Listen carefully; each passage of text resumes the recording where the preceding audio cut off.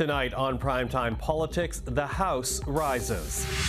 The House shall stand adjourned until Monday, September 16th, 2024. MPs wrap up their spring sitting, ending what has been at times raucous debate in the House of Commons. Coming up, we will speak to our political strategists, we will examine what each party has achieved since January, and talk about the goals each party leader needs to accomplish over the summer break. Also, our journalist panel will share their insights. With the government still languishing in the polls, we'll talk about the challenge the Trudeau Liberals face, and we'll ask what to watch for in the weeks between now and when Parliament returns. This is Primetime Politics. Hello, everyone. I'm Michael Serapio. MPs rose in the House of Commons this afternoon, ending a spring sitting that began in late January. It was a sitting that included debates on foreign interference, the federal budget, pharmacare and dental care, and not one but three attempts to kick Greg Fergus out of the Speaker's chair. Well, we're now joined by our political panel to talk about this. Susan Smith is co-founder and principal at the Blue Sky Strategy Group. Jordan Paquet, a senior consultant at the same firm. Anne McGrath, principal secretary to the NDP leader. Hello to the three of you. Michael. Hello. So, here we are, the end of the spring session, and I just want to do a quick go-around, if you will, about a minute or so with each of you, talking about what you think each party has accomplished. Anne, I'll talk about the NDP with you. Jordan, about the Conservatives. But Susan, I'll begin with you. When you look at this spring session between January and now, what have the Liberals been able to accomplish? I think there's some things that are actually concrete for Canadians, like dental care. It's now kicked into gear, and there are people who are benefiting from it. I think that the introduction of the pharmacare piece, where diabetes drugs and reproductive or birth control are covered, that's something concrete for people. There have been, 15 pieces of legislation, I think, that have been introduced. They haven't all passed, but there's some concrete things. The foreign interference legislation has been introduced. A big budget came through, maybe royal assent today, I think, potentially on that. So there are some of the standard things that they're supposed to accomplish, but I think from pharmacare, dental care, some of the big initiatives on housing and the deals that they've been doing with the provinces and municipalities are actually things that are concrete and touch Canadians' homes. The last thing, and take it for what it's worth, is the rebranding, I think, of the Canadian carbon credit. Is that what it's called now? Everybody will see it in their bank account July 15th, and they'll see at least a line item instead of Canada or whatever it used to say before. Okay, Jordan, what would you say about the Conservatives and what they've been able to accomplish? Well, certainly they've been able to be laser focused on their message. Issues around cost of living, issues around crime, different matters of corruption inside of government. I mean, those have been their main focuses so far. And they've done a great job day in, day out really communicating that. And I think that's going to show inside the polls lately, and just being so consistent there. So yeah, no, they've certainly been able to press that issue, keeping caucus united, keeping them focused on that. They've been able to expose some different issues inside of government that has really knocked government off message. So I think that's something that you'll see them continue to do throughout the summer as well, is just going out and continue to talk about issues around affordability. Okay, so Liberals, Conservatives, let's bring in New Democrats. What do you think the party's been able to accomplish? Well, I mean, when we talk about the things that have been accomplished in this session, many of those were initiatives of the NDP. I mean, the NDP ran 2 federal election campaigns on dental care.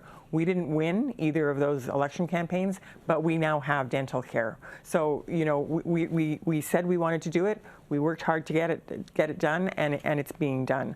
I think pharmacare is going to be a game changer. I think that diabetes medication and devices and birth control, those things are absolutely going to be significant for so many Canadians. So I think those are 2 really big pieces that I think we have to talk about quite a lot, and we have to make sure that people know that it was because we made this happen. It was the NDP that pushed for that.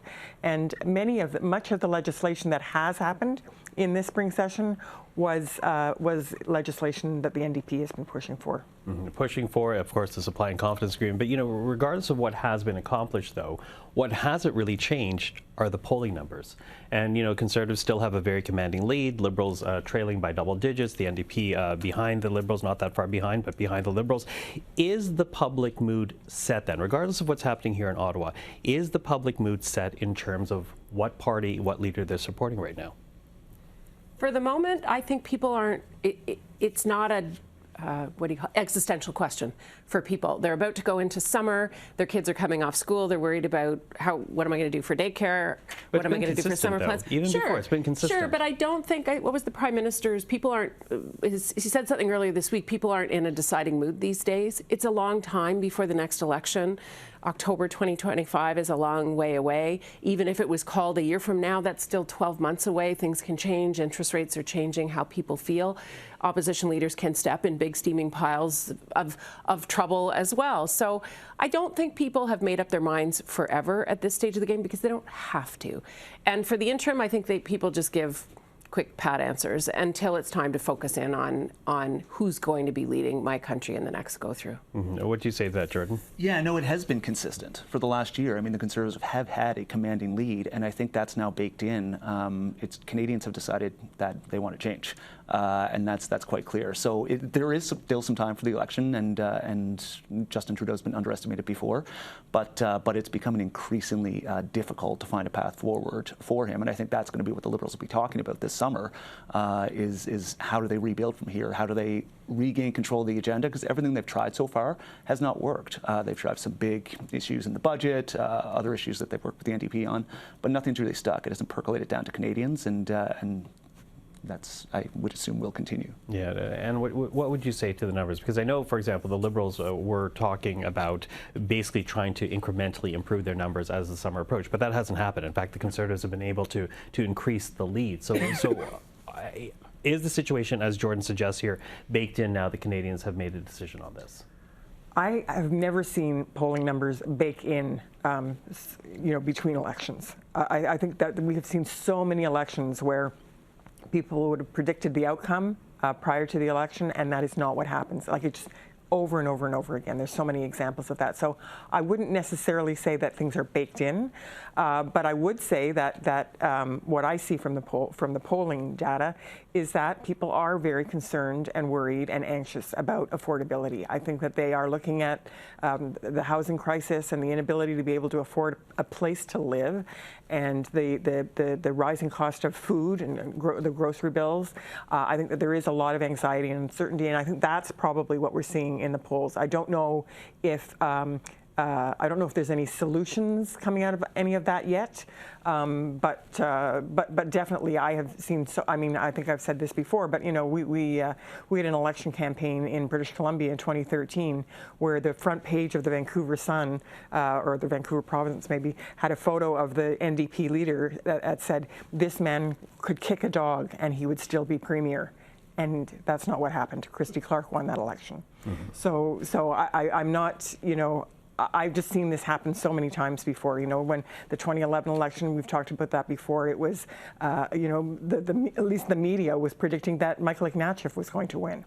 And that's not what happened. So I've just seen it too many times to ever actually do much more, take the horse race numbers and translate those into electoral outcomes. Yeah, but I do believe that what those polls reflect is the increasing anxiety and worry that people have about particularly about their economic future, their ability to afford a standard of living that is reasonable. Yeah, well, it's interesting because of course on Monday will be the Toronto St. Paul's by-election, and when you read what journalists are hearing on the ground, it is very much an anxiety about what's happening right now, questions about which leader do they actually want to support, and this is a Liberal stronghold. This is Fortress Toronto for the Liberals, in particular this riding, been Liberal since the days of Jean Chrétien. So what then does each party leader have to do? Here we are wrapping up the spring session. Again, to your point, Jordan, the Liberals have tried a number of different things in the window to try to change the poll numbers. That has not happened. The Conservatives still very much have a lead. So what does each party leader have to do?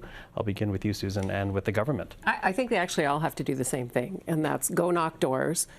Tell your people to go knock doors, listen to people, employ, deploy, execute on what you're hearing as what is practical.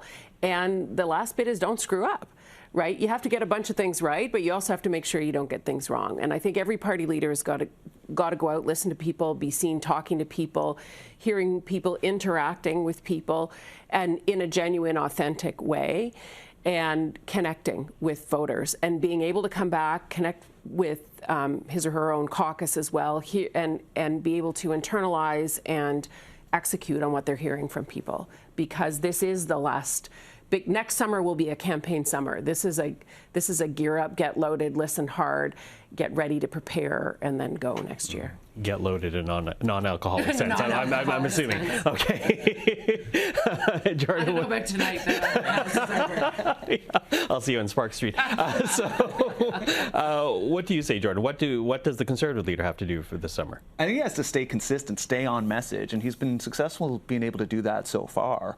When he's outside the House, he's the one that's going to be really controlling what's said. So it's not going to be certain caucus members that might veer off message. Once in a while, they do quickly come back in line if the ones that do veer off. But no, he'll be out there. He'll be doing what he does. They're really focused on the West Coast, focused in Atlantic Canada, areas I think they can really pick up seats. There's seats in play down in Atlantic, where I'm from, that have never been considered conservative before, at least since the days of Brian Mulroney. And they're just recruiting good candidates, continuing to raise big amounts of money, and so it's just consistency, keeping that moving forward. Okay, I'll pick up on a second of that, but Anne, what do you think the NDP has to do? Well, I agree with a lot of what's been said, that all party leaders have to do, they have to listen to people, but I think listening to people is really important, because it's very easy in Ottawa to get to think that what's happening in Ottawa is what's happening in the rest of the country, and it is absolutely not. And you will find people who are not, you think something, you're seized with something, and you go and knock on a door in Winnipeg, and that's not what people are talking about, right? So I think the summer is a great opportunity to listen to people and to break out of the Ottawa bubble and think about things, and how people are experiencing things.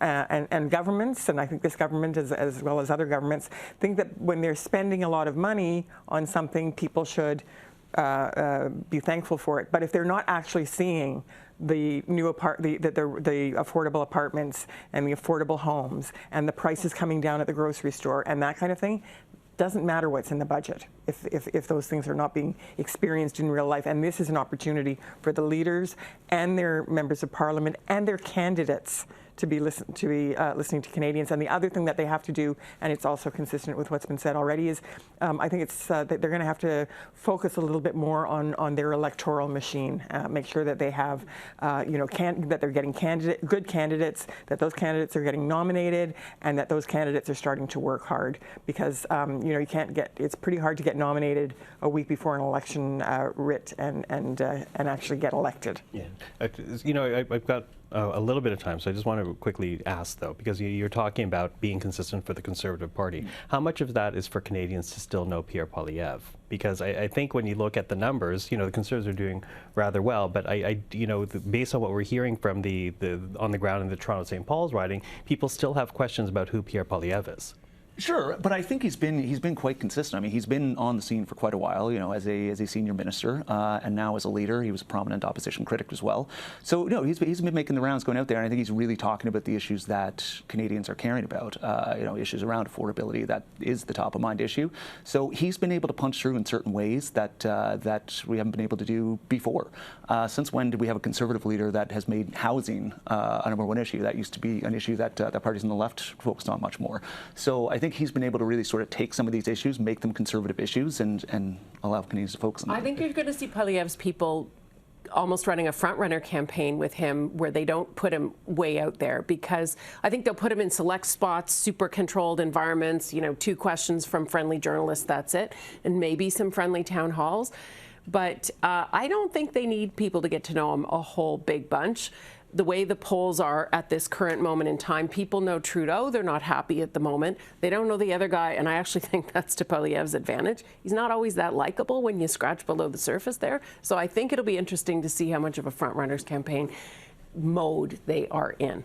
Okay, last word. I suspect that what they'll do is they'll spend a lot of money. I mean, what we saw in this last period of time was that even though Mr. Poilievre comes out and attacks journalists and doesn't react well to criticism, his ads present a different picture.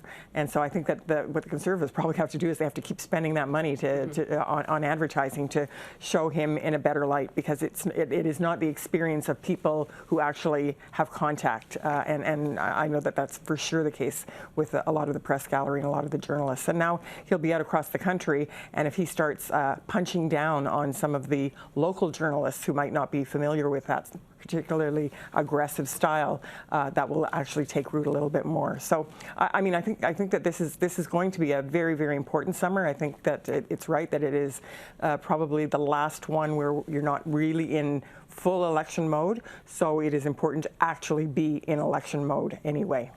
Okay. Well, we will be watching and working. But thank you, Susan, Jordan, and thank you for this. Thank you. Thank you.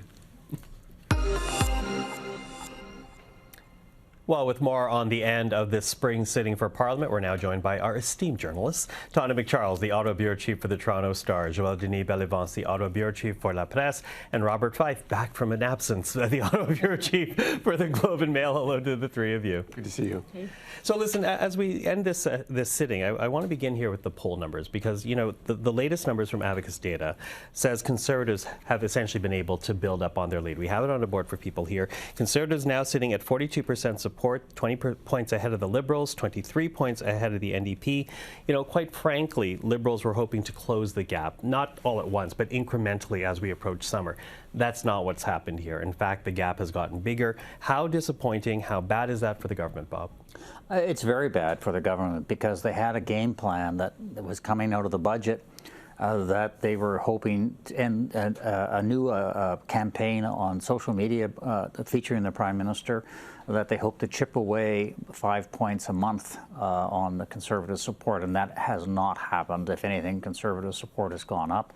And I think they've hurt themselves in a budget that didn't really resonate with people, and then they got wrapped up into this capital gains tax that has really annoyed a lot of people. And then you've had the whole issue of Israel and the rise of anti-Semitism, and the government's been caught into a lot of that. And then the whole issue of federal contracting and the RCMP investigations and current and former members of Parliament who may be, pawns of hostile foreign governments like China and India.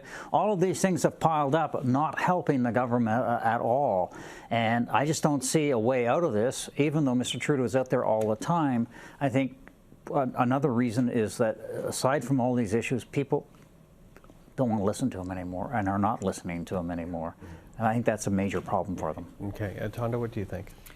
That's the lowest number for the Liberals since 2015, and I think, you know, as much as all of us think that there are warning signs there for the government that they seem not to be heeding, still when I have talked to Liberals, even today on the last day of this sitting, they seem not to be thinking that's the red alarm going off. There's not yet an active discussion that people will share either publicly or privately about Mr. Trudeau's future as the Liberal leader, but leading a party with those kinds of numbers, that's got to be worrying a lot of them. And I'm not sure we've seen the end of, you know, the number of MPs who may not run again next year. I guess, you know, a lot of things will, I think, pivot, not so much that the by-election on Monday in Toronto St. Paul's will change or be a decider for the Prime Minister, but I think it might start conversations internally in caucus and cabinet that will spill out more publicly than we've seen to date. Mm-hmm. You know, we'll pick up on that by-election in a moment, but Joël-Denis, how bad is it right now that the Liberals have not been able to close the gap at all since this spring sitting began? It must be disappointing because that was the plan, to be able to reduce the gap between them and the Conservative Party. And as Bob pointed out, I think people are not listening to the messenger-in-chief, who is Justin Trudeau. He's the leader of the Liberal Party. And I think Mr. Trudeau is now suffering from something that he, I think, underestimated: overexposure during the COVID years, overexposure during other crises.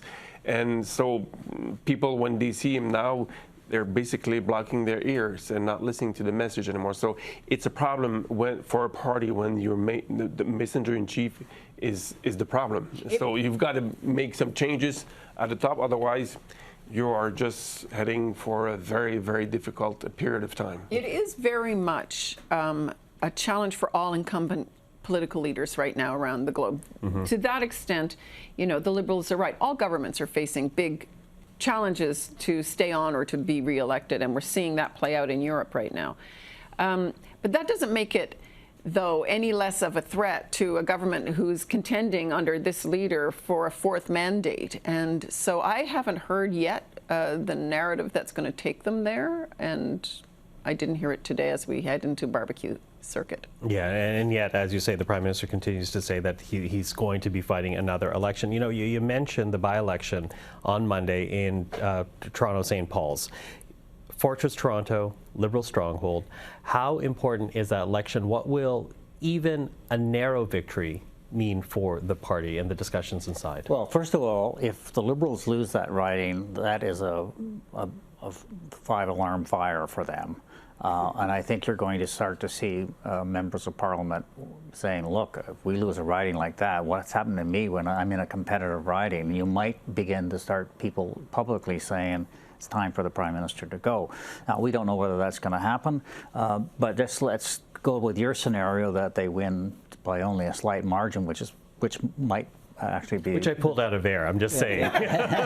but even then, that's going to have people saying, look, you know, we've had the longtime Liberal incumbent, Carolyn Bennett, who's won by, I think, something like 35% or 35% consistently. And if it's a very low one, again, that's going to have people very, very nervous. Now, the Prime Minister is going to take a win. If he gets a win, he's going to be able to say, I can stay on, I've won this riding. But if he doesn't and he loses that riding, boy, what's he going to say then? Because Tonda is going to be on him, Joël is going to be on him, and both official languages saying, why are you staying? I'm told today, even today, though, when I talk to Liberals about what their expectations are around Monday's by-election, they say that it's just a conversation among us journalists and the pollsters, and that is not a conversation they are having in behind closed doors in their caucus. And I honestly don't know what to say to that. I mean, if you're not having that conversation, why not? Well, we were at an event last night, and the conversation was being had. That's all the conversation. Like, I mean, that's what anybody's talking exactly. about. So you can deny it, but the conversations are happening. And Joël-Denis, how important is this? More tests like this by-election in Montreal. There is the riding of former Justice Minister David Lemaitre that is open. The Liberals have had, I'm told, some problems recruiting candidates that would be the consensus candidate in that riding. They were looking for a francophone or an anglophone, and there was some battle between within the ranks. But that will be another test that is very important in Montreal, because that's where... It's Paul Martin's old riding. Exactly. Let's say it's Paul Martin's old not riding, only and that, they can't get a candidate. Yeah, and not only that, but Quebec is seen as, you know, the remaining bastion of the Liberal fortress, and besides Toronto. But if that falls into the hands of another political party, that's 10 fire alarms. Well, and the last polling we saw on that was that the Conservatives are now essentially statistically tied with Conservatives in the province of Quebec. Which is really that's so unusual to see that sort of happen, not since the Maroney days. The more important question in Quebec is always the Francophone vote, right? And so the numbers we've seen don't actually reflect, that tie doesn't reflect the Francophone split. No, exactly. But breaking news for you, Pierre Poilievre will be in Montreal tonight for a rally, and then he goes on to a tour in Quebec regions in Winnebago to try, with his family, to try to seduce more Quebec voters. And he's going to regions where the Conservatives think they can win Bloc Québécois ridings, but also elsewhere. So it's, you know, they haven't given up, the Conservative Party in Quebec. So that means that, well, it you seems got to like watch they're actually more emboldened, quite frankly, if you say it like that. That's smart strategy. Yeah. Okay, listen to people. Quickly running out of time then, but here we have the spring sitting is done. The Liberal numbers have not improved. Conservatives still very much in the lead. So what are you watching out for between now and Parliament's return in September? In August, if the Prime Minister decides that he's going to have to go, because I think if it stays past August, he's going to have to stay, because the time frame is too late to be able to call a leadership convention, say in December, and then you hobble the new leader going into an election campaign. So I think if he's going to do anything, if he's going to take not a walk in the snow, but, you know, a dive in the lake at Harrington Lake, you know, he's going to be it seems to me it has to be in August. And if we go past August, then I think we'll watch the Liberals go down in flames with Mr. Trudeau as leader. You know, look, I don't hear not a peep about him leaving. So what I'm going to be watching for is what other potential leadership candidates are doing on the barbecue circuit. To what extent are their nascent campaigns kind of really starting to bubble now and kick into gear? You know, there was a time last summer when a little bit of that was going on, and then it was shut down with a cabinet shuffle, among other things, and people were shuffled around. So I'm going to be watching this summer sort of what movement do we see on that? What signals are there that, you know, maybe people aren't waiting for him to stick around and make his decision. Maybe the elbows might come up. Joël-Denis? I think I'll be watching, like Bob, whether Mr. Trudeau will announce in August that he stays or leaves. My sense is that his final decision has not been made up, and he will make his final decision after he comes back from his July vacation. And then he will, I think, make clear either he stays or he goes. And that's, to me, like Bob, I think that's the latest he can go. August is the deadline for him to stay or to go. Yeah, well, and there's no sign in any polls that anybody else, by the way, will do better. That maybe the Liberals are in such dire straits in public opinion that nobody can bring them back from the brink. It's not clear to me who that person would be. Yeah, although, you know, and quickly with the time, so really quick response on this one, though.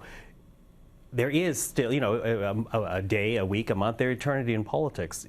Is it possible for Trudeau to turn it around? I think it's. I don't think it's possible for him, but I don't think he should rule out the Liberal Party. If you get a new leader, a leadership race sparks a lot of interest. People begin to focus on who these people are going to be, and whoever gets elected usually has a bit of a honeymoon. So it's, you know, then you can contrast somebody. The poison of Trudeau is out of the system. And then you can contrast somebody against Mr. Poilievre. So it's a possibility the Liberals could at least hold the Conservatives to a minority government or win another minority government in that kind of a scenario. Okay. Very quickly, if you want to add anything to that? No, that kind of... Okay. Well, from my conclusion of this is, one, thank you for all the spring session and all the spring sitting, and I look forward to perhaps reconvening in August if something happens in August. So Bob, I'm gonna book off August. Yeah, I know. Last week in August, I'm in Quebec City, just saying. But anyways, thank you for this. Have a great summer. We'll be in conversation. Thanks for having us. Thank you, Michael. Thank you. Yeah. And that is our program for this Wednesday and the spring sitting. I'm Michael Serapio. For everyone here at CPAC, thank you for joining us here in Primetime Politics. Until next time, take care.